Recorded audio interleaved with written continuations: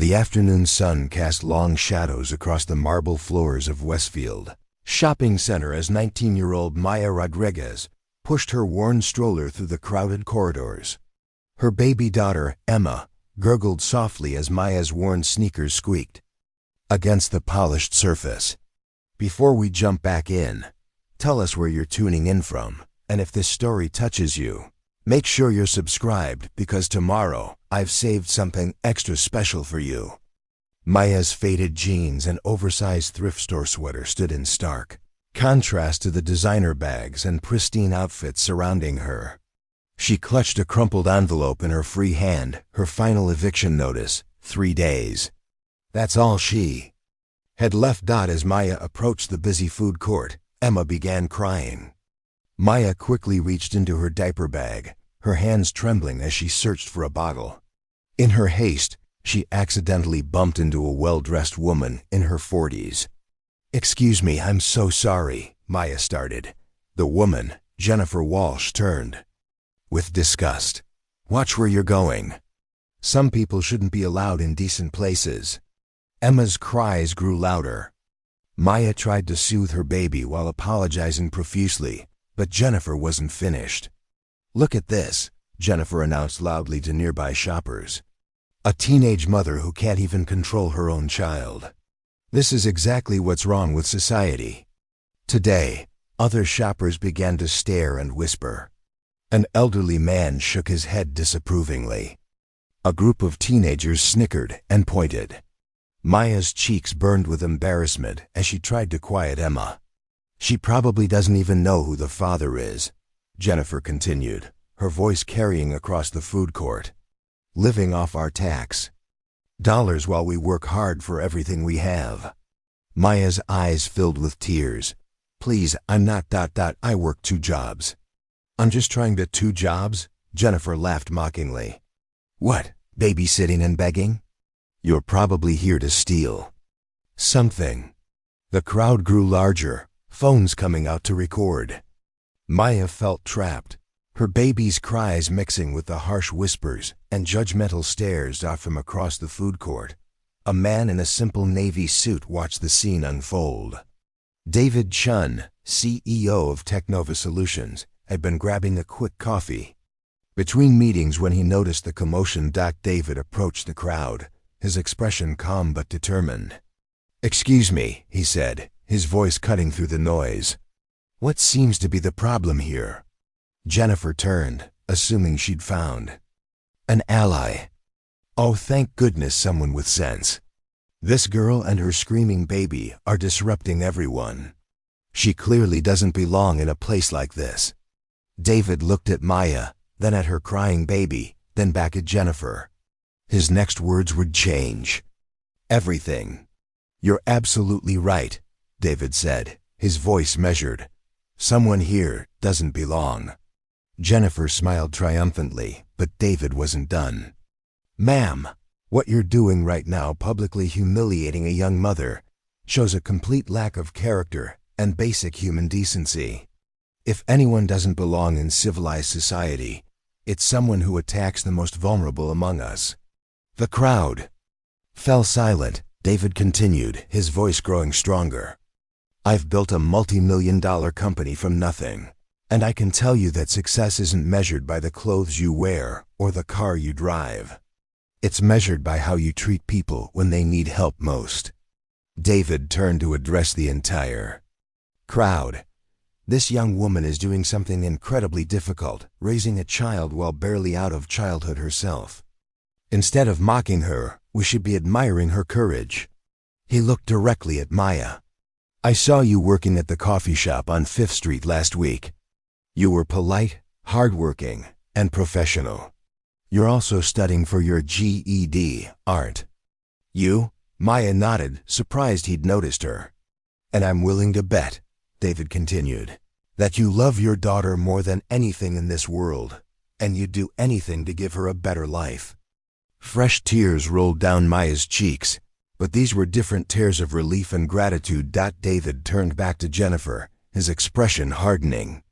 "You, on the other hand, just revealed your true character to everyone here. You're a bully." Who kicks people when they're down? That's not strength, that's cowardice. Jennifer's face flushed red. How dare you? Do you know who I am? I'm the regional manager for— I don't care if you're the Queen of England, David interrupted. Your title doesn't give you the right to treat people like garbage. The crowd began to murmur in agreement. Several people started putting their phones away. Looking ashamed of their earlier behavior, David reached into his jacket and pulled out a business card. Maya, I'd like to offer you a position at my company. We have an excellent daycare program for employees, and we provide tuition assistance for people working on their education. Maya stared at the card in disbelief. I don't understand. Why would you help me? Because someone helped me once when I needed it most, David replied. I was a struggling immigrant working 3 jobs to support my family. A stranger gave me a chance, and it changed everything. Now it's my turn to pay it forward. The crowd that had been so quick to judge began to see Maya differently. An elderly woman approached and offered Maya a bottle of water. A mother with her own children apologized for not speaking up sooner. Jennifer, realizing she's lost control of the situation, tried to slink away, but David's voice stopped her. Ma'am, I hope you'll think about what happened here today. We all have the power to lift each other up or tear each other down. Choose wisely. 6 months later, Maya Rodriguez sat in her own office at Technova Solutions, her GED certificate framed on the wall. Emma played happily in the company daycare downstairs. Maya had not only excelled in her role, but had also started a support program for young mothers in similar situations. David Chun's simple act of standing up for someone who couldn't stand up for herself had created ripples that extended far beyond. That day in the food court, that sometimes the most powerful thing we can do is use our voice to defend those who have been silenced. True leadership isn't about having authority over others. It's about using whatever power we have to protect the vulnerable and create opportunities for those who need them most. The woman who had been so quick to judge that day would never forget the lesson she learned, that dignity isn't determined by your circumstances, but by how you treat others in theirs. Maya Rodriguez adjusted her new blazer nervously as she walked through the gleaming lobby of Technova Solutions. The marble floors reminded her of that day at the shopping center, but now they felt different, welcoming rather than intimidating. Emma babbled happily in her arms, reaching for the colorful modern art pieces that decorated the walls. Good morning, Maya, called Sarah Martinez, the receptionist who had become Maya's first friend at the company. How's our little princess? Today? Emma squealed with delight at the familiar voice. Maya smiled, still amazed at how quickly her life had transformed. 3 weeks ago, she was facing eviction. Now she was walking into her dream job with her daughter in her arms. Knowing Emma would spend the day in one of the best childcare facilities in the city, but Maya had no idea that today would bring challenges she never anticipated. David Chun sat at the head of the conference table, reviewing quarterly reports when his assistant, Rebecca Torres, knocked on the door. Her usually composed demeanor seemed slightly rattled. Mr. Chun, we have a situation, Rebecca said quietly. Jennifer Walsh from Walsh Marketing Group is here with her legal team. They're demanding a meeting. David's jaw tightened. Jennifer Walsh, the woman who had humiliated Maya at the shopping center. He'd hoped never to see her again, but apparently she had other plans. What does she want? David asked, though he suspected he already knew. She's claiming defamation and loss of business. Apparently, the video from the shopping center went viral, and she's lost several major clients. David nodded grimly. In the age of social media, actions had consequences that could follow you everywhere. Someone had recorded the entire confrontation, and it had spread across platforms like wildfire. Send them to conference room B. I'll be there in 5 minutes. Jennifer Walsh sat rigidly in the leather chair, flanked by 2 sharp-suited lawyers. Her perfectly styled hair and designer outfit couldn't hide the anger burning in her eyes. When David entered, she stood immediately.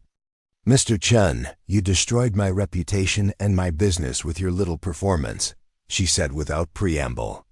"I've lost 3 major contracts worth over $2 million because of that video."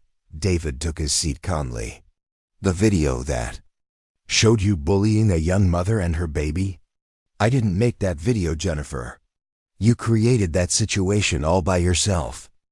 Preparing and narrating this story took us a lot of time, so if you are enjoying it, subscribe to our channel. It means a lot to us. Now back to the story. "I was having a bad day," Jennifer snapped. "Everyone's entitled to a moment of frustration. But you turned it into a public execution."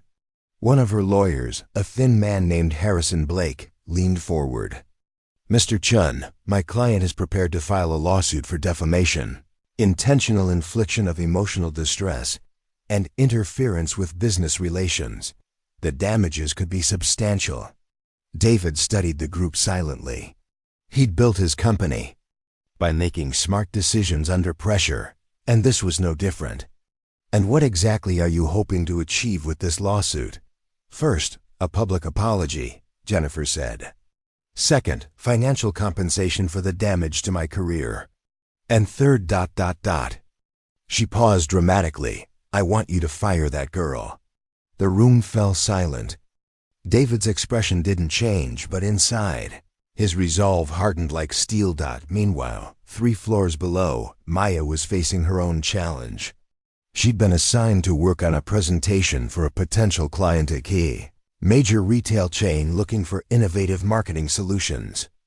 It was her first real opportunity to prove herself beyond basic administrative tasks. Her supervisor, Michael Park, a seasoned marketing director in his 50s, had given her the assignment with obvious skepticism. "This is probably too advanced for someone with your background," he'd said. "But David specifically requested you work on it." Maya knew this was her chance. She'd spent the previous weekend researching the client, studying their competition, and developing ideas that she hoped would impress. But as she sat in the small conference room, preparing for the practice presentation, doubt crept in. What if Michael was right? What if she wasn't ready for this level of responsibility? She was a 19-year-old high school dropout with a baby. What did she know about corporate marketing strategies? Emma, playing quietly in her portable playpen nearby, looked up and smiled at her mother. That smile reminded Maya of everything she was fighting for. Michael Park entered the conference room with 2 other team members, Lisa Chang and Robert Williams. Their expressions ranged from politely skeptical to openly doubtful. "All right, Maya," Michael said, settling into his chair. "Show us what you've got. Remember, this client is worth potentially $10 million to the company." Maya stood her, hands trembling slightly as she activated the presentation screen. She'd prepared for 30 minutes, but as she looked at the expectant faces, her mind went blank for a terrifying moment. Then Emma made a soft cooing sound, and Maya found her center. "Hartwell Department Stores has been struggling with a 23% decline in foot traffic among customers aged 18 to 34. Maya began, her voice growing stronger with each word. "Traditional marketing approaches assumed this demographic shops like previous generations, but that's not true anymore."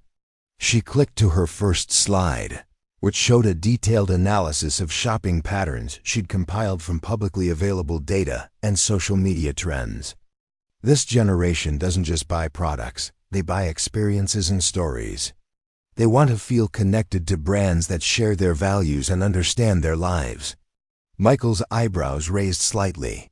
This wasn't the basic presentation he'd expected. Maya clicked to her next slide, revealing a comprehensive campaign concept she'd titled "Real Stories, Real Lives." Instead of traditional advertisements featuring professional models, I propose Hartwell showcase real customers in real situations. Young mothers shopping for their first apartments. College students finding interview outfits on a budget. Couples preparing for their weddings. Lisa Chang leaned forward, suddenly interested. Go on. Each campaign would tell a complete story, not just sell a product. We'd partner with local influencers, but not the typical ones with millions of followers. We'd find people like... Maya paused, realizing she was about to use herself as an example. Like single mothers, students working their way through college, young professionals starting their careers. People the target demographic can actually relate to. Robert Williams nodded slowly. The authenticity angle. It's risky, but it could work. Maya clicked to her final slide, showing projected engagement rates and cost analyses. The campaign would cost 60% less than traditional advertising while potentially reaching 3 times as many people through organic social sharing. The room fell silent. Michael stared at the presentation, then at Maya as if seeing her for the first time. Back in the executive conference room, the tension had reached a breaking point. Jennifer's lawyer had spent 20 minutes outlining their legal strategy, but David remained unmoved. Let me make something clear, David said finally. Maya Rodriguez is not just an employee, she's a talented young woman who's already proven her value to this company. I won't fire her to satisfy your bruised ego. Jennifer's face flushed red. You don't understand the position you're in, Mr. Chun. I have connections throughout this industry. I can make sure your company loses clients, faces regulatory scrutiny, deals with constant negative publicity. Are you threatening me? David asked quietly. I'm explaining reality, Jennifer replied coldly. That girl is a liability. She's uneducated. She has a child out of wedlock, and she represents everything that's wrong with this generation. Having her as the face of your company's charity will damage your reputation. Harrison Blake nodded. Mr. Chun, my client is offering you a reasonable solution. A simple public statement acknowledging that the video didn't show the full context. A modest financial settlement and the removal of Miss Rodriguez from any public-facing role. Everyone wins. David stood slowly, his calm demeanor masking the fury building inside him. Gentlemen, I think this meeting is over. Don't be foolish, Chun, Jennifer warned. I have resources you can't imagine. I can destroy everything you've built. What Jennifer didn't know was that David had spent the last 3 weeks conducting his own investigation. His head of security, former FBI agent Patricia, Pat Sullivan, had been quietly looking into Jennifer's background and business practices. As the lawyers filed out of the conference room, Pat entered with a thick folder. You're going to want to see this, Pat said, placing the folder on the table. Jennifer Walsh isn't the successful businesswoman she pretends to be. David opened the folder to find a detailed report that painted a very different picture of Jennifer. Walsh, her marketing company, was struggling, having lost multiple clients due to poor performance and unprofessional behavior. The video from the shopping center hadn't destroyed her reputation. It had simply exposed what many of her clients already knew. There's more, Pat continued. She's currently under investigation by the Better Business Bureau for fraudulent billing practices. 3 former employees have filed complaints about workplace harassment, and she owes over $200,000 in unpaid business loans. David studied the documents carefully. She's desperate. Desperate people do dangerous things, Pat warned. I've also discovered she's been spreading rumors about Maya on social media, trying to dig up dirt on her personal life. She's obsessed with revenge. The practice presentation had ended an hour ago, but Michael Park couldn't stop thinking about Maya's ideas. He'd initially assigned her the project as busy work, expecting her to produce something basic that he could polish before the real presentation. Instead, she delivered something brilliant. He found Maya in the employee break room, heating up a bottle for Emma while reviewing her notes for the actual client presentation scheduled for the next day. Maya, I owe you an apology, Michael said, sitting across from her. I made assumptions about your capabilities based on your age and circumstances. That was wrong." Maya looked up, surprised by his serious tone. "I just tried to do my best work." "Mr. Park, what you presented today wasn't just good work, it was exceptional. I've been in marketing for 25 years, and I rarely see insights that sharp from people with decades of experience." Emma reached for the bottle, and Maya lifted her daughter into her lap. "I had good motivation," she said softly. "Michael smiled. David was right about you. But I want you to know, tomorrow's presentation is going to be challenging. The client, Margaret Hartwell, is known for being extremely demanding. She's made grown men cry in meetings. I understand the stakes. Mr. Park, I won't let the team down. I know you won't. But Maya, there's something else you should know. Jennifer Walsh called Margaret Hartwell this morning." Maya's blood ran cold. "What did she say?" "She tried to convince Margaret that working with our company would be a public relations nightmare because we employ what she called unsuitable personnel. Margaret didn't give her much time, but the seed of doubt has been planted." Maya felt the familiar weight of judgment settling on her shoulders. Just when she thought she'd escaped that burden, it followed her into her new life. "What should I do?" Maya asked quietly. Michael leaned forward. "You should do exactly what you plan to do. Give the best presentation of your life and show Margaret Hartwell what real talent looks like." That night, Maya worked until 2 a.m. refining her presentation. Emma slept peacefully in her crib nearby as Maya practiced her delivery, adjusted her slides, and prepared for every possible question Margaret Hartwell might ask. She thought about the long journey that had brought her to this moment. 18 months ago, she was a scared teenager who's dropped out of high school when she discovered she was pregnant. The father, her high school boyfriend Kevin, had disappeared the moment she told him about the baby. Her parents, strict religious conservatives, had given her an ultimatum: give the baby up for adoption or leave their house. Maya had chosen to leave, spending her pregnancy working at a fast food restaurant and living in a tiny studio apartment that ate up most of her paycheck. After Emma was born, Maya had taken any work she could find, cleaning offices at night, babysitting other people's children during the day, serving coffee at the shop where David Chun had first noticed her. Every day had been a struggle, but she'd never regretted her choice to keep her daughter. Now, everything hangs on tomorrow's presentation. If she succeeded, it would prove that David's faith in her was justified. If she failed, it would validate everyone who believed she didn't belong in the corporate world. What Maya didn't know was that Jennifer Walsh wasn't finished. Unable to sleep, driven by obsession and desperation, Jennifer had spent the evening crafting a more sinister plan. She discovered that Maya would be presenting to Margaret Hartwell, and she knew Margaret's reputation for perfectionism and conservative values. Jennifer had also learned, through her connections in the retail industry, that Margaret Hartwell had recently gone through a messy divorce and had complicated feelings about young single mothers. At 3 a.m., Jennifer sent a carefully crafted email to Margaret Hartwell's personal assistant, claiming to be a concerned citizen who felt obligated to share important information about Technova Solutions. The email included edited screenshots from Maya's social media accounts, taken out of context to paint her as irresponsible and unprofessional. Jennifer also sent similar emails to 3 business journalists who covered the retail industry, hoping to plant stories that would damage both Maya and David's reputations. But Jennifer had made one crucial mistake.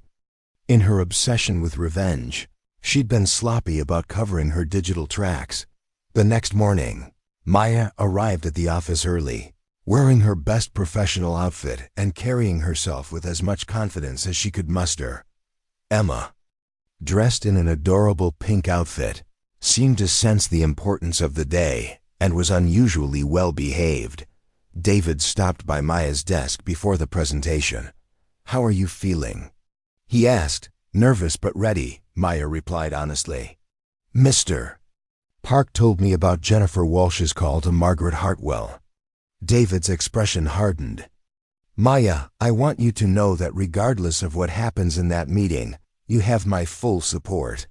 Jennifer Walsh is a bitter, desperate woman who's trying to drag others down with her.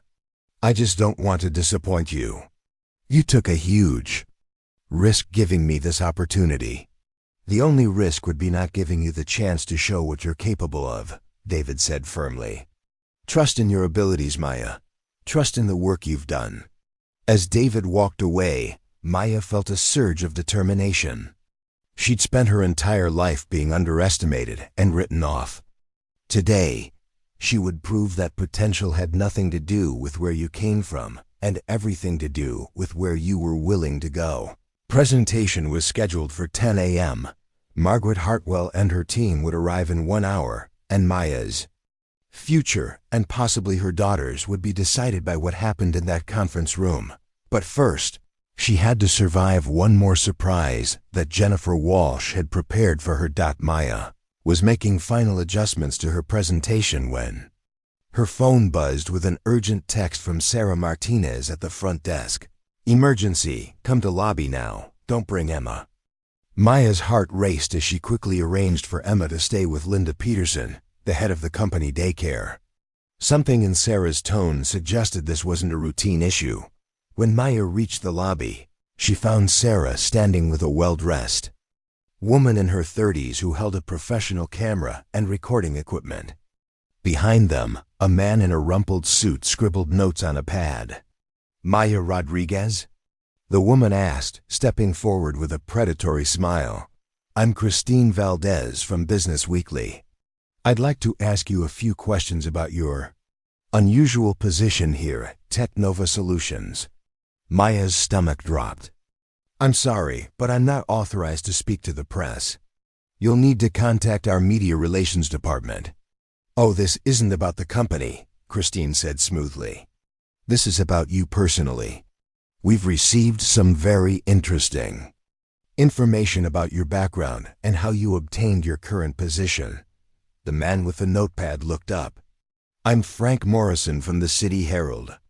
We're investigating allegations that David Chun hired you based on a personal relationship rather than qualifications. Some sources suggest there might be inappropriate conduct involved. Maya felt her face burn with embarrassment and anger. That's completely false. Mr. Chun hired me because of my skills and potential. Christine's camera was already rolling. So you deny having any personal relationship with Mr. Chun before the shopping center incident? Because we have evidence suggesting otherwise. What evidence?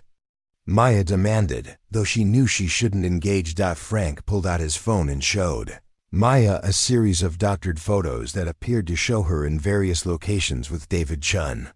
The images were clearly manipulated, but to an untrained eye, they might seem authentic. These photos were taken over several weeks before the viral video, Frank lied smoothly. They suggest your encounter at the shopping center was staged for publicity. What Maya didn't realize was that Jennifer Walsh had orchestrated this entire ambush.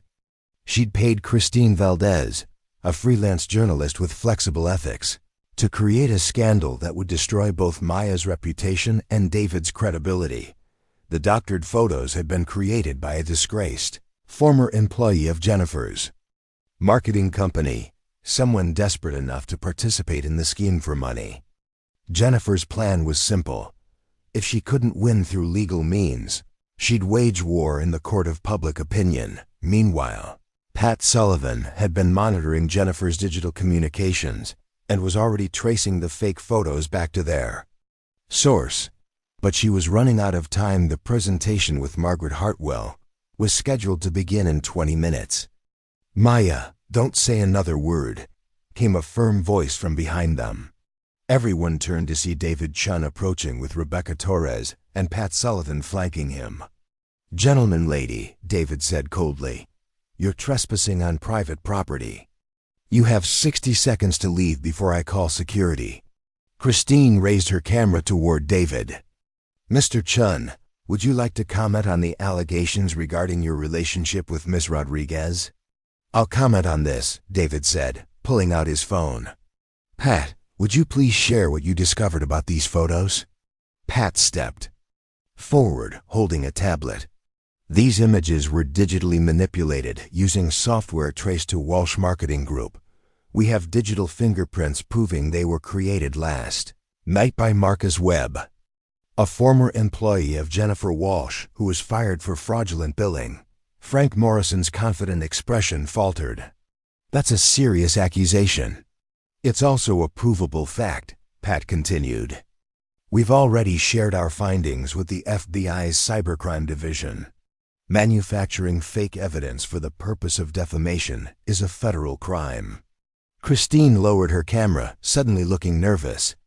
We were just following up on tips our ECEIVED. Tips from Jennifer Walsh, who paid you $5,000 to create this ambush, David said. Yes, we know about that too. As the journalists scrambled to leave, a sleek black limousine pulled up outside Technova Solutions. Margaret Hartwell had arrived 15 minutes early, a tactic she used to catch companies off guard and observe their true working environment. Margaret was a formidable woman in her late 50s, with silver hair pulled back in a severe bun and sharp blue eyes that missed nothing. She'd built Hartwell department stores from a single location into a nationwide chain through sheer determination and an uncompromising commitment to excellence. As she stepped out of the limousine, Margaret noticed the commotion in the lobby. She watched as two people with cameras and recording equipment hurried away from the building, clearly agitated. Interesting, Margaret murmured to her assistant, James Kowalski, who had been with her for over a decade. It seems Technova is dealing with some drama. James, a sharp-eyed man in his 40s, who served as both assistant and advisor, nodded. Should we reschedule Mrs. Hartwell? Absolutely not. Crisis reveals the character, James. Let's see how they handle this. Inside the building, Maya was shaking from the encounter with the journalists. The stress of the ambush, combined with the pressure of the upcoming presentation, threatened to overwhelm her. Maya, look at me, David said firmly. Don't let Jennifer Walsh get in your head. That's exactly what she wants. But what if Margaret Hartwell heard about this? What if she believes those lies? Rebecca Torres stepped forward. Maya, I've been David's assistant for 8 years. I've seen him make hiring decisions based on merit and potential, never on personal relationships. Your work speaks for itself. Michael Park appeared, looking anxious. Margaret Hartwell just arrived. She's early, and she looks intense. David straightened his tie. Maya, are you ready for this? Maya took a deep breath, thinking about Emma upstairs in the daycare. I have to be. Conference room A had been transformed for the meeting. The long mahogany table gleamed under the soft lighting, and Maya's presentation materials were perfectly arranged. Margaret Hartwell entered with James and 2 other members of her team, all business in their movements and expressions. Mrs. Hartwell, welcome to Technova Solutions, David said, extending his hand. I'm David Chun, and this is my team. Margaret's handshake was firm, her gaze penetrating. Mr. Chun, I trust you're aware that I don't have time for mediocrity. I'm here because your reputation suggests you might be different from the countless agencies that have disappointed me.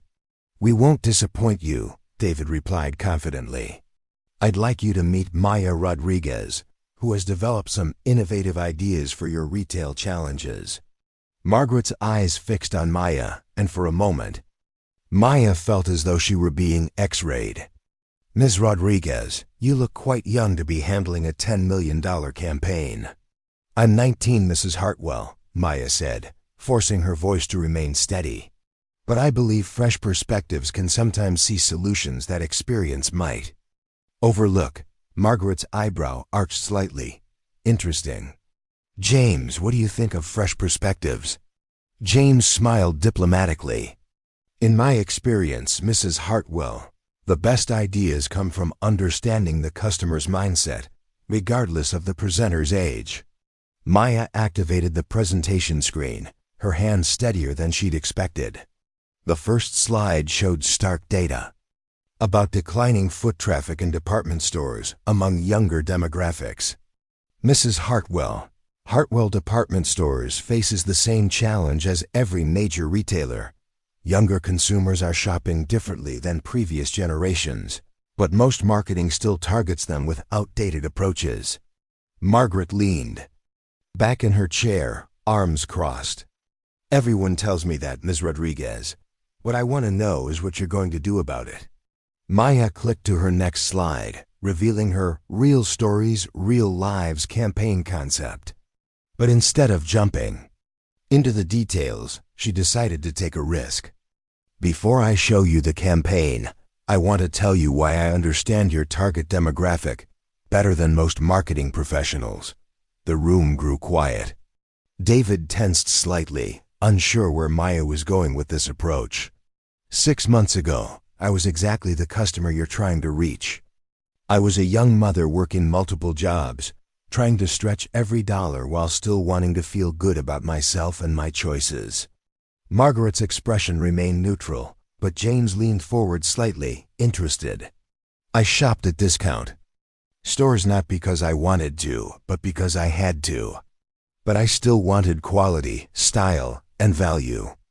I still wanted to feel like the brands I chose understood my life and respected my intelligence. Maya clicked to the next slide, showing her market research data. This demographic isn't just looking for cheap products. They're looking for authentic brands that acknowledge their reality without talking down to them.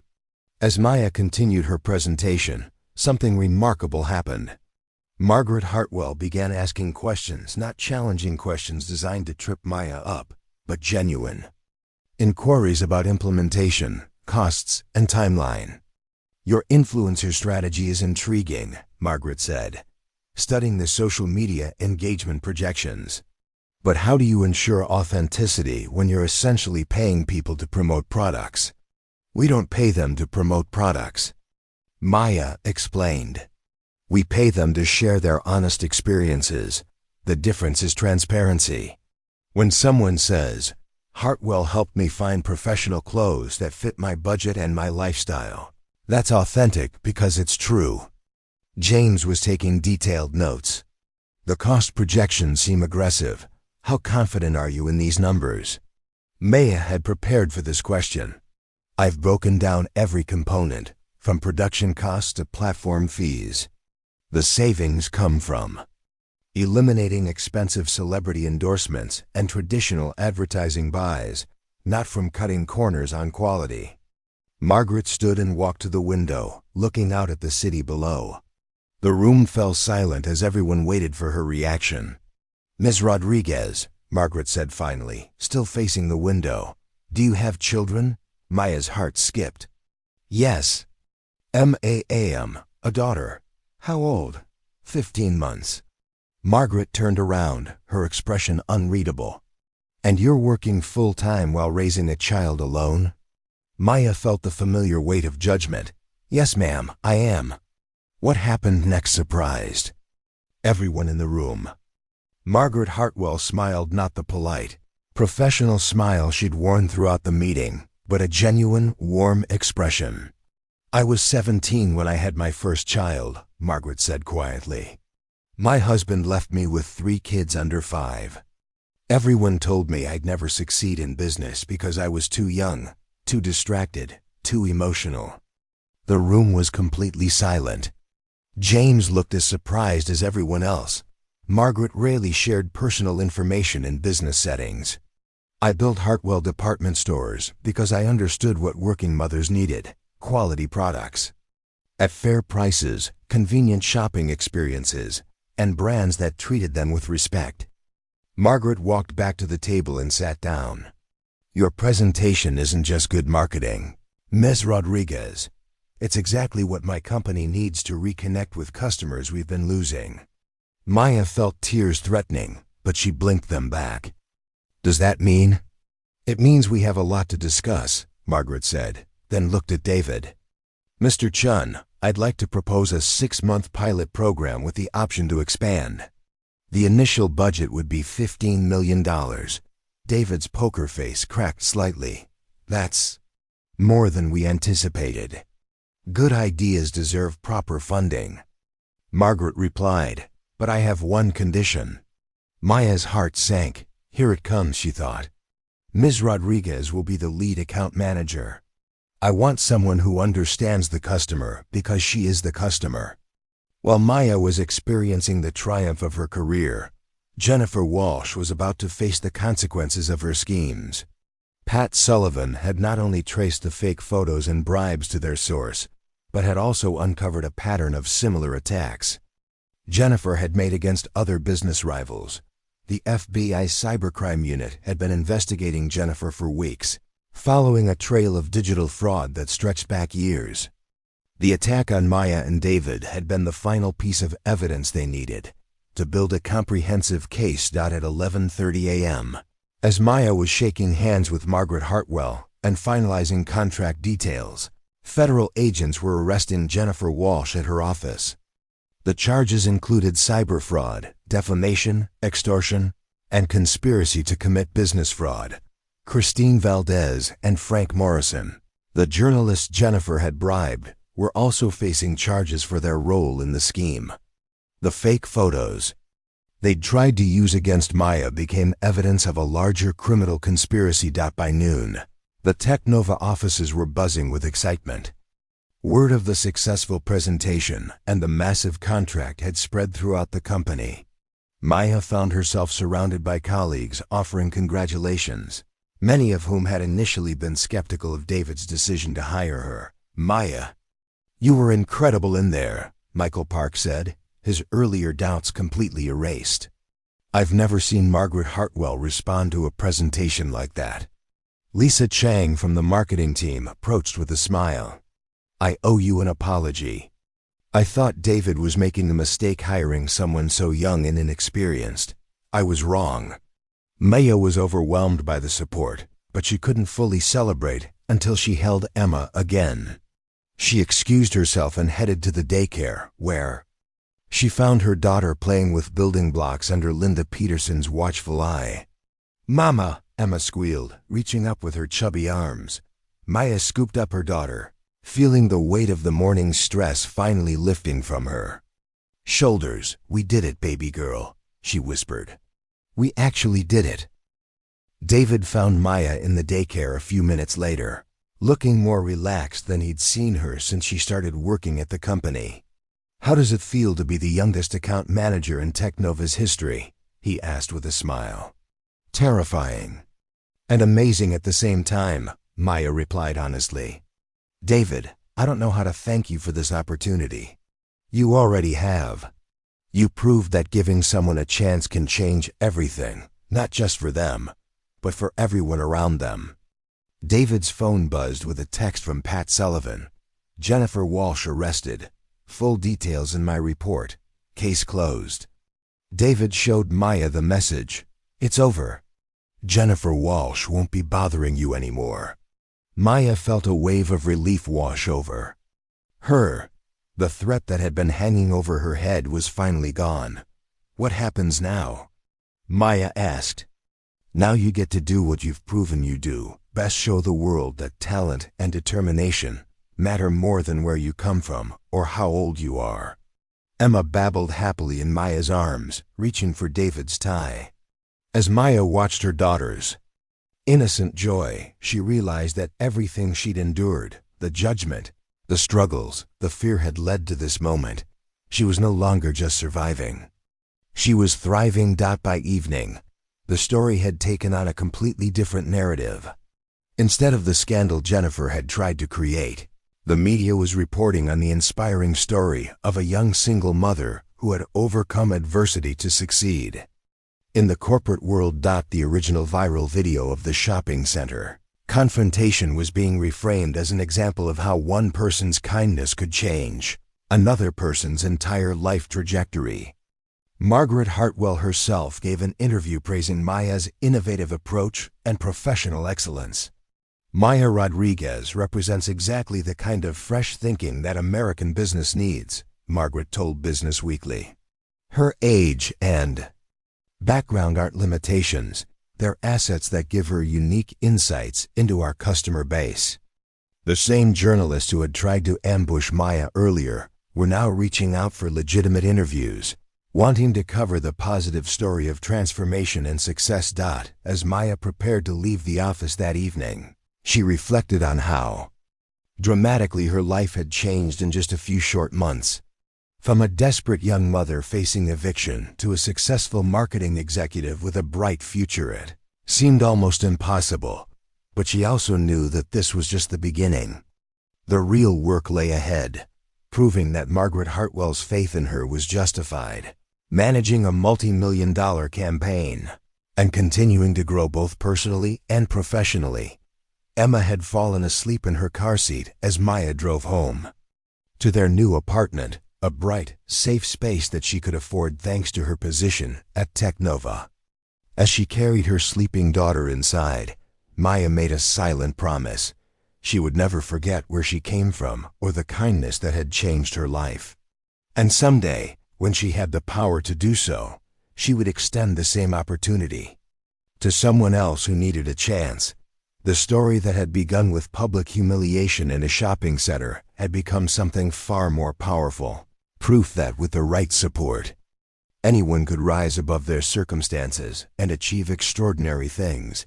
But as Maya would soon discover, success brought new challenges and responsibilities she had never anticipated. The sleek glass office on the 23rd floor bore Maya Rodriguez's name in elegant silver letters.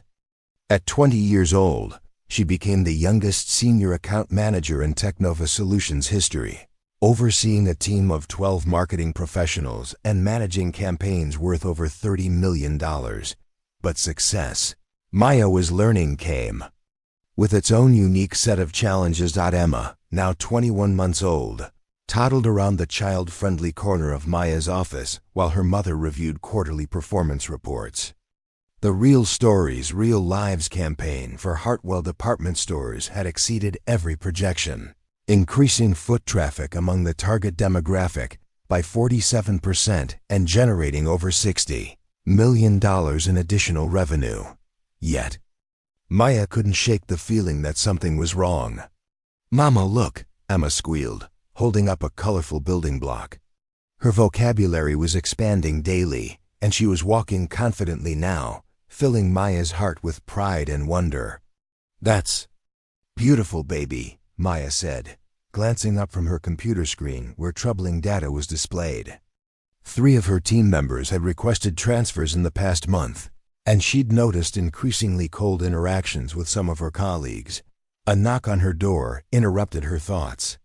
Jessica Palmer, one of the senior marketing directors, entered with a forced smile that didn't reach her eyes. "Maya, do you have a minute? We need to discuss the Henderson Electronics account." Jessica Palmer was 38 years old with 15 years of marketing experience and an MBA from Northwestern. She'd been passed over for promotion when Maya was elevated to senior account manager, and the resentment had been building steadily ever since. "Of course, Jessica. What's the issue?" Maya asked, gesturing to the chair across from her desk. Jessica sat down stiffly, clutching a thick folder. "The Henderson team is expressing concerns about the campaign direction. They feel the messaging is too ... simplistic for their high-end electronics brand," Maya frowned. Henderson Electronics had been one of her first assignments after the Hartwell success, and the initial client meetings had gone well. "Simplistic? Can you be more specific?"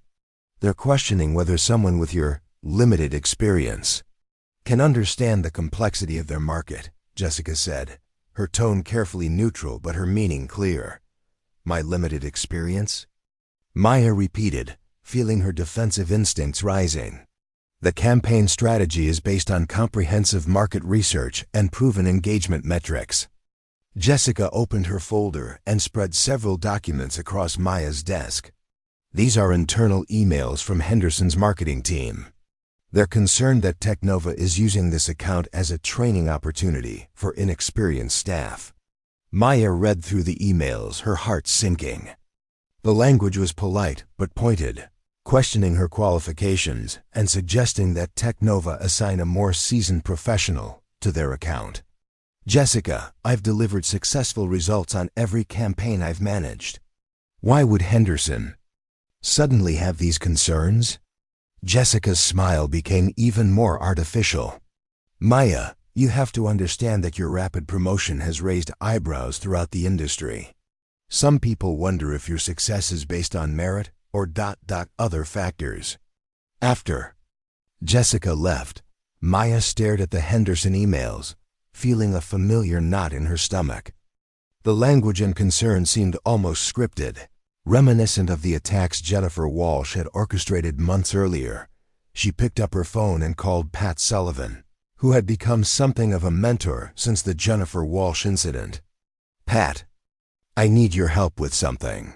Can you look into some suspicious client communications? 30 minutes later, Pat was in Maya's office, examining the Henderson emails on her laptop. Her expression grew increasingly grim as she traced the digital footprints. Maya, these emails didn't originate from Henderson Electronics servers, Pat said finally. They were sent from an external account using spoofed headers to make them appear legitimate. Maya felt her blood run cold. You mean they're fake? Not just fake, they're sophisticated forgeries. Someone with advanced technical skills created these to look authentic. The question is who has both the motive and the ability to do this. Pat continued typing, following digital trails that were invisible to most people. There's something else. 3 of your team members have been contacted by an anonymous source, claiming to have inside information about irregularities in your hiring and promotion. This is starting to feel like Jennifer Walsh all over again, Maya said, bouncing Emma on her knee as her daughter played with a stuffed animal. Except Jennifer is in federal prison, Pat replied. This is someone new, and they're much more sophisticated in their approach. David Chun was in the middle of a board meeting when Rebecca Torres knocked urgently on the conference room door. The Technova board of directors, including Chairman William Hayes and 3 other senior executives, looked up in annoyance at the interruption. This better be important, Rebecca, David said. Sir, we have a situation with the Maya Rodriguez situation, Rebecca said carefully. You need to see this immediately. David excused himself from the meeting and followed Rebecca to her office, where she showed him a series of anonymous emails that had been sent to every member of the Technova board. The emails contained detailed allegations about Maya's inappropriate relationship with David, claiming that her promotions were based on favoritism rather than performance. They included more doctored photos, financial records suggesting she'd received unauthorized bonuses, and testimonials from concerned employees about workplace favoritism. When did these arrive? David asked, his jaw tightening. 20 minutes ago, sir. Some of the board members are already asking questions. William Hayes wants to speak with you immediately. David closed his eyes, feeling the weight of the situation. He'd protected Maya from one attack, but this new assault was more sophisticated and potentially more damaging. Get Pat Sullivan up here immediately. And Rebecca, not a word of this to Maya until we understand what we're dealing with. Miles away, in a luxury high-rise office overlooking the city, Victoria Sterling reviewed the chaos she'd orchestrated with cold satisfaction.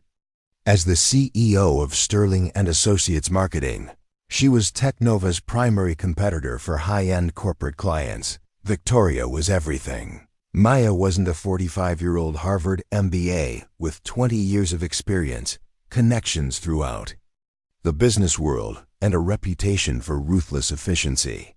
She'd built her company by identifying threats and eliminating them before they could become problems. Maya Rodriguez represented exactly the kind of threat Victoria couldn't tolerate. The board is meeting now, reported her assistant, Marcus Chun, David's estranged younger brother who had joined Sterling and associates after a falling out with his family years earlier. The fake emails should create enough doubt to force them to distance themselves from the girl. Victoria smiled coldly.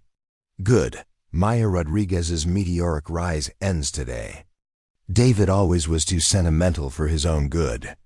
Marcus looked uncomfortable. Victoria, maybe we're going too far. Maya's just a kid trying to make a better life for her daughter. That kid is costing us millions in lost contracts, Victoria snapped. Her success story is making our traditional approach look outdated. If we don't stop her now, she'll inspire other companies to take similar risks with unqualified personnel. Victoria had been watching Maya's career with growing alarm. The Hartwell contract alone had been worth $15 million that might have gone to Sterling and Associates. Maya's innovative approach was disrupting an industry Victoria had dominated for years. What's the next phase? Marcus asked reluctantly. Now we target her directly. Anonymous complaints to the Better Business Bureau, regulatory inquiries about her qualifications, media stories about Technova's reckless hiring practices. By the time we're finished, no legitimate company will want to work with either Maya Rodriguez or David Chun. Back at Technova, Maya called an emergency meeting with her marketing team. She decided to address the rumors and tension directly rather than letting them fester beneath the surface. The conference room felt different as her 12 team members filed in. Some avoided eye contact, while others seemed sympathetic but uncertain. Maya could feel the division that had been growing within her department. I want to address the elephant in the room, Maya began, standing at the head of the table with Emma playing quietly in a portable playpen nearby. I know there have been questions about my qualifications, my promotions, and my relationship with Mr. Chun. Jessica Palmer sat with her arms crossed, her expression skeptical. Two other team members, Brian Walsh and Sandra Kim, looked uncomfortable but attentive. I want to be completely transparent with all of you, Maya continued. I was hired because Mr. Chun saw potential in me, not because of any personal relationship. Every promotion I've received has been based on measurable results and client satisfaction. Thomas Rivera, a marketing analyst who'd become one of Maya's strongest supporters, spoke up. Maya, your campaigns have generated more revenue than any other account manager in the company. The numbers speak for themselves. But the Henderson situation raises legitimate concerns, Jessica interjected. When clients start questioning our team's experience, it affects all of us. Maya took a deep breath. Jessica, I've just learned that those Henderson emails were fabricated. Someone is deliberately trying to sabotage our department and our company. The room erupted in surprised murmurs. Sandra Kim leaned forward. Fabricated? How do you know? Our security team traced them to an external source. Someone is targeting me specifically, and it's affecting all of you by association. Brian Walsh, who had been quiet until now, looked troubled. Maya, if someone is really trying to sabotage you, maybe you should consider stepping back until this is resolved, for the good of the team. The suggestion hung in the air like a challenge. Maya felt the weight of 12 pairs of eyes watching her response. Before Maya could respond to Brian's suggestion, her phone buzzed with an urgent message from David. Emergency board meeting. Come to my office immediately. Bring Emma. Maya's heart sank. She looked at her team, seeing a mixture of sympathy, suspicion, and uncertainty in their faces. We'll continue this discussion tomorrow, she said quietly. Right now I need to attend to something urgent. As Maya gathered Emma and her things, she heard whispered conversations breaking out behind her. She knew that some of her team members genuinely supported her, but the seeds of doubt had been planted effectively. Thomas Rivera caught up with her at the elevator. Maya, whatever's happening, you have allies here. Don't let them push you out. Thank you, Thomas. That means more than you know. David's office felt like a war room when Maya arrived. Pat Sullivan was there with her laptop open, showing David various screens of data and analysis. Rebecca Torres sat nearby, looking stressed and worried. "Maya, sit down," David said gently. "We need to discuss a serious situation." Emma immediately reached for David, who had become like an uncle to her over the past months. He took her naturally, settling her on his lap while maintaining his serious expression. "Someone has been conducting a sophisticated campaign to discredit both you and me," David explained. "They've sent fabricated evidence to our board of directors, created false client complaints, and spread rumors throughout the industry." Maya felt dizzy. Who would do this? Pat Sullivan turned her laptop screen toward Maya. "We believe it's Victoria Sterling from Sterling and Associates Marketing. She sees you as a threat to her business model and is trying to eliminate the competition. But I'm just one person. How could I be a threat to someone like that?" David bounced Emma gently as he spoke. "Maya, you represent something, Victoria. Sterling fears more than anything proof that talent and innovation matter more than credentials and connections. Your success threatens everything she's built her career on." Rebecca leaned forward. "The board is meeting now to discuss the allegations. Some members are calling for an investigation into your hiring and promotion." Maya felt her world spinning. "Are they going to fire me?" "Not if I have anything to say about it," David said firmly. "But we need to be prepared for a fight. Victoria Sterling has resources and connections we're only beginning to understand." Pat Sullivan had been busy during the conversation, typing rapidly on her laptop. She looked up with a grim smile. "I found something interesting. Marcus Chen, Victoria Sterling's assistant, has been feeding her inside information about Technova for months. He's also David's brother." David's expression darkened. "Marcus, I should have known." "There's more," Pat continued. "Sterling and Associates has been systematically targeting young professionals across the industry, trying to discredit anyone who threatens their traditional approach. Maya isn't their first victim, she's just their most visible one." Maya absorbed this information, feeling a mixture of anger and determination building inside her. "What can we do? We fight back," David said simply. "But Maya, I need you to understand, this is going to get worse before it gets better. Victoria Sterling won't stop until she's destroyed your reputation and mine." Emma babbled happily in David's arms, oblivious to the adult drama surrounding her. Maya looked at her daughter and felt her resolve strengthen. "Then we better make sure she fails," Maya said quietly.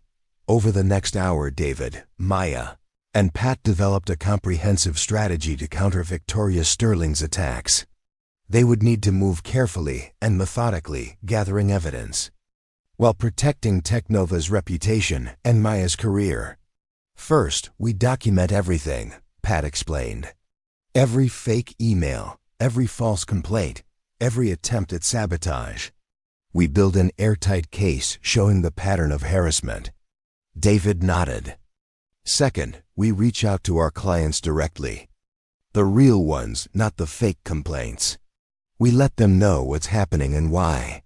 And third," Maya added, surprising them with her strategic thinking, "we turn this into an opportunity. If Victoria Sterling is threatened by innovation and fresh thinking, we double down on exactly that." Pat smiled approvingly. "You're learning to think like a CEO, Maya." "I'm learning to think like a survivor," Maya corrected. "And survivors don't back down from bullies." As the day drew to a close, Chairman William Hayes knocked on David's office door. His expression was stern, and Maya's heart raced as she prepared for the worst. "David, the board has completed its preliminary review of the allegations," William said formally. "We've decided to conduct a full investigation into Ms. Rodriguez's hiring and promotion." Maya felt her heart sink, but William continued. "However, we've also decided to hire an independent investigator to look into the source of these allegations. The sophistication of the attack suggests corporate espionage, which we take very seriously." David nodded. "What does this mean for Maya's position? Ms. Rodriguez will remain in her current role pending the investigation's completion. However, she'll be under increased scrutiny, and any irregularities will result in immediate termination. After William left, Maya slumped in her chair, emotionally exhausted. How did my life become so complicated? David handed Emma back to her mother. Success always comes with a price, Maya. The question is whether you're willing to pay it. Maya looked at her daughter, then at David and Pat, the people who had become her unlikely family and support system. I've already lost everything once, she said quietly. I won't let anyone take away what we've built. As Maya prepared to leave the office that evening, she realized that the real battle was just beginning. Victoria Sterling had made a powerful enemy, and Maya Rodriguez was no longer the frightened teenager who had been humiliated in a shopping center. She was a woman with something to fight for, and she had no intention of losing. The independent investigation had taken 93 days, during which Maya Rodriguez had operated under a microscope that would have broken most people. Every decision she made, every client interaction, every team meeting was scrutinized by investigators, board members, and industry observers waiting to see if the young prodigy would finally stumble. Instead, Maya had thrived, standing in her office at 6:30 a.m. Maya reviewed the quarterly reports that would soon be presented to Teknova's board. Under her leadership, the marketing department had generated over $78 million in new business, surpassing every previous record. Emma, now 2 years old, played with educational toys in the corner while chattering in her rapidly expanding vocabulary. Mama work, Emma announced, pointing at Maya's computer with the serious expression she'd inherited from her mother. That's right, baby. Mama's working to make sure we never have to worry again, Maya replied, though her attention was focused on the documents that would determine both their futures. The investigation report sat sealed on her desk, delivered an hour earlier by Chairman William Hayes himself. She was waiting for David Chun to arrive before opening what could be either vindication or devastation. David entered Maya's office at exactly 7 a.m., followed by Pat Sullivan and Rebecca Torres. The tension in the room was palpable as Maya held up the unopened envelope containing the investigation's findings. Whatever this says, David began, I want you to know that you've exceeded every expectation I had when I hired you. You've become the leader I hoped you could be. Maya's hands trembled slightly as she opened the envelope. Emma sensed the tension and moved closer to her mother, wrapping her small arms around Maya's leg in an instinctive gesture of comfort. As Maya read the first page, her expression changed from anxiety to relief to something approaching triumph. The investigation found no evidence of impropriety in Maya Rodriguez's hiring or promotion, she read aloud. All allegations of favoritism, inappropriate relationships, or unqualified advancement are deemed unfounded and without merit. Pat Sullivan smiled grimly. Keep reading. The good part comes next. Maya continued, furthermore, the investigation uncovered evidence of a systematic campaign of corporate espionage and defamation, orchestrated by Sterling and Associates Marketing. Led by CEO Victoria Sterling and facilitated by Marcus Chun, brother of Teknova CEO David Chun. David's expression hardened at the mention of his brother's betrayal, but he remained silent as Maya continued reading. The investigation recommends immediate legal action against Sterling and Associates for corporate espionage, defamation, and attempted interference with business operations. Additionally, Marcus Chun's activities may constitute violations of federal computer fraud statutes. By 9 a.m., the Teknova conference room was packed with board members, legal counsel, and senior executives. Maya sat at the table as an equal now, no longer the uncertain young woman seeking approval, but a proven leader presenting her case with confidence. William Hayes addressed the assembled group. The investigation's findings are clear and damning. Victoria Sterling and Sterling and Associates have engaged in criminal behavior targeting our company and our employees. Margaret Hartwell, who had flown in specifically for this meeting, spoke next.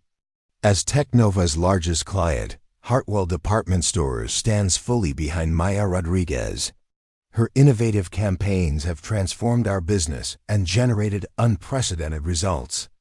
Maya stood to address the board, Emma playing quietly nearby with Rebecca Torres, who had volunteered to watch her during the formal proceedings. Ladies and gentlemen, 3 months ago you questioned whether I deserved to be in this room. Today, I want to show you not just that I belong here, but that the principles I represent, innovation over tradition, merit over connections, courage over comfort, are exactly what this industry needs. Maya activated the presentation screen, revealing comprehensive data about Technova's performance during her tenure. Under my leadership, the marketing department has achieved a 300% increase in client retention, a 250% increase in revenue generation, and has attracted 12 new major accounts that specifically requested to work with our innovative young team. The board members exchanged impressed glances as Maya continued. But more importantly, we've proven that giving opportunities to unconventional candidates doesn't lower standards, it raises them. My success has inspired other companies to rethink their hiring practices, creating opportunities for talented people who might otherwise be overlooked. What happened next surprised everyone in the room. Thomas Rivera, Maya's former team member, entered with several other Technova employees. "Mr. Hayes, we'd like to make a statement," Thomas said respectfully. William nodded, curious about this unexpected development. "We represent 47 employees across various departments who have worked with Maya Rodriguez over the past year," Thomas began. "We want to formally state that Maya is not just an exceptional marketer, she's an exceptional leader who has made this entire company better." Sandra Kim stepped forward. "Maya created mentorship programs for new employees, implemented flexible scheduling for working parents, and established the Innovation Lab that has generated 6 new patents for the company." Even Jessica Palmer, who had initially resented Maya's rapid promotion, spoke up. "I was wrong about Maya. I let my ego and jealousy cloud my judgment. She's earned every opportunity she's received and more." Maya felt tears welling up as her colleagues, people she'd worked beside through months of scrutiny and doubt, publicly supported her in front of the board. While Maya was receiving vindication, Victoria Sterling was facing the consequences of her actions.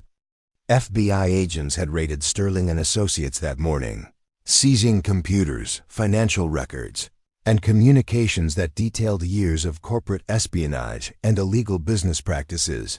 Marcus Chun, faced with federal charges, had agreed to cooperate with investigators in exchange for a reduced sentence. His testimony revealed the full scope of Victoria's criminal enterprise, which had targeted dozens of competitors and emerging talents across the marketing industry. Victoria Sterling, the woman who had built her career on ruthless ambition and corporate warfare, found herself facing federal charges that would likely end both her freedom and her business empire. The clients who had remained loyal to Sterling and Associates began abandoning the company as news of the criminal investigation spread. By noon, 6 major accounts had terminated their contracts, and Victoria's carefully constructed reputation lay in ruins. After the board meeting ended with unanimous support for Maya and authorization for legal action against Sterling and Associates, David found himself facing a different kind of confrontation. Marcus Chun had requested a private meeting to apologize for his betrayal. The brothers met in David's office, with years of resentment and disappointment hanging between them like a wall. "I don't expect forgiveness," Marcus began quietly.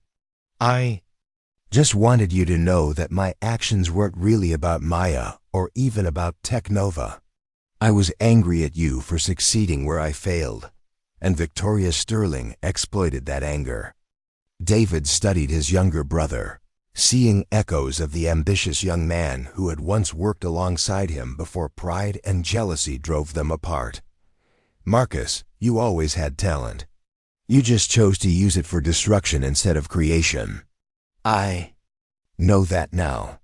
Watching Maya overcome everything we threw at her, it made me realize how petty and cruel I'd become.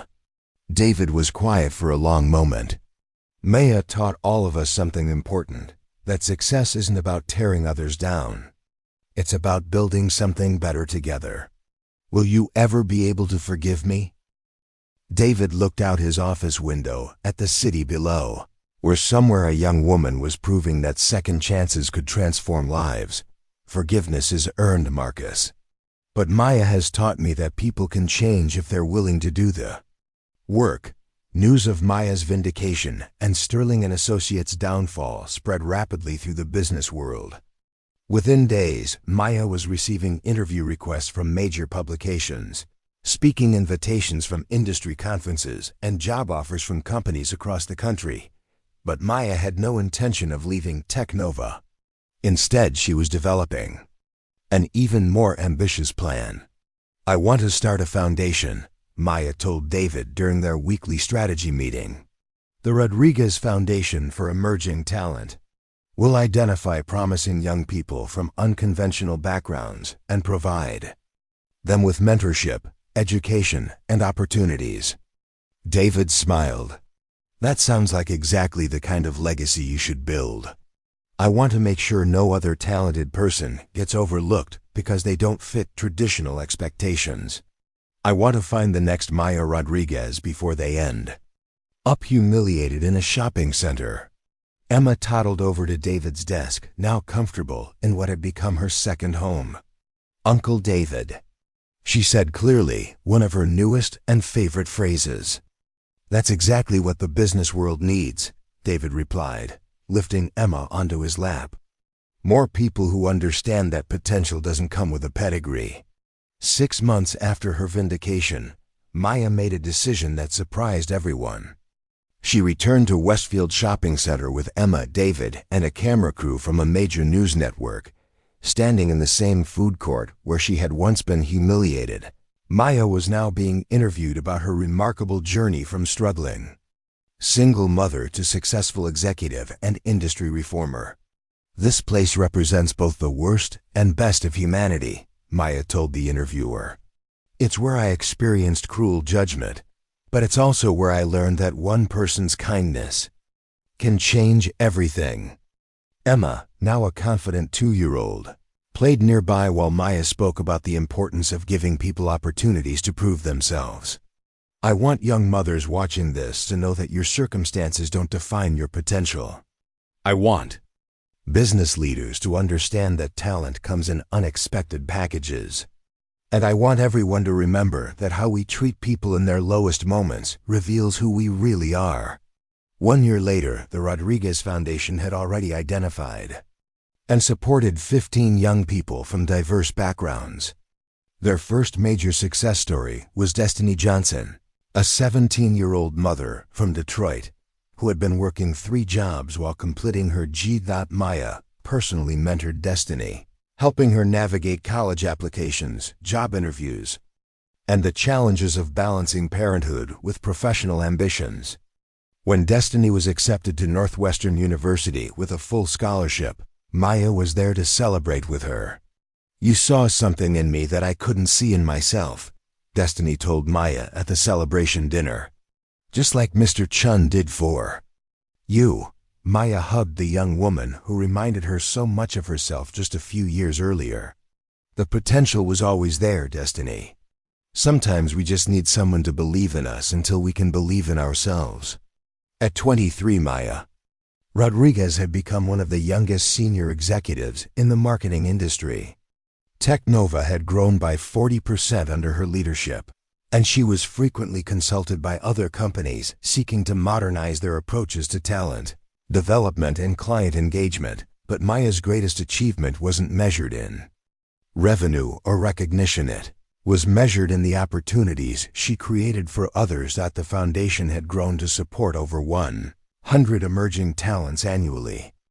Maya's story had inspired legislation supporting young parents in the workforce. Major corporations had begun re-evaluating their hiring practices to focus more on potential than pedigree. Emma, now 3 years old and already showing signs of her mother's intelligence and determination, often accompanied Maya to speaking events and foundation meetings. She was growing up understanding that success meant lifting others up, not climbing over them. On a quiet evening in Maya's home office, as she reviewed applications for the foundation's next round of scholarships, Emma climbed onto her lap with a picture book. "Mama, read the story," Emma requested, settling against her mother's chest. As Maya read the fairy tale about a princess who saved her kingdom through kindness and courage, she reflected on her own unlikely journey from victim to victor. The scared 19-year-old who had been mocked in a shopping center no longer existed. In her place was a confident leader who understood that true strength came not from never falling down, but from getting back up and helping others do the same. David Chun's simple act of defending a stranger had created ripples that continued to spread. Maya's success had inspired others to take chances on unconventional candidates. The foundation was creating new pathways for talented people who might otherwise be overlooked. And somewhere, another young person was getting the opportunity they needed to transform their life. "Mama's strong," Emma said sleepily, snuggling closer. "We're all strong, baby," Maya whispered. "We just need people who believe in us to help us find our strength." As Emma drifted off to sleep in her arms, Maya looked out her window at the city lights, each one representing someone with dreams, struggles, and untapped potential. Tomorrow she would continue the work of creating opportunities and changing lives, one person at a time. The girl who had once been mocked in public had found her voice, her strength, and her purpose. And she was using all three to make sure that kindness, not cruelty, would ultimately shape the world her daughter would inherit. The story that had begun with humiliation had become a testament to the transformative power of believing in human potential. And for Maya Rodriguez, this was only the beginning. 5 years after that day in the shopping center, Westfield Mall installed a plaque near the food court in honor of Maya Rodriguez and David Chun, who showed us that kindness can change the world one person at a time. Maya kept a photo of that plaque on her desk, next to pictures of Emma and the dozens of young people whose lives had been transformed through the Rodriguez Foundation. Sometimes the most powerful changes begin with the simplest acts of human decency. And sometimes, the people who need our kindness most are the ones who will use it to change the world. Up next, you've got 2 more standout stories right on your screen. If this one hits the mark, you won't want to pass these up. Just click and check them out. And don't forget to subscribe and turn on the notification bell so you don't miss any upload from us.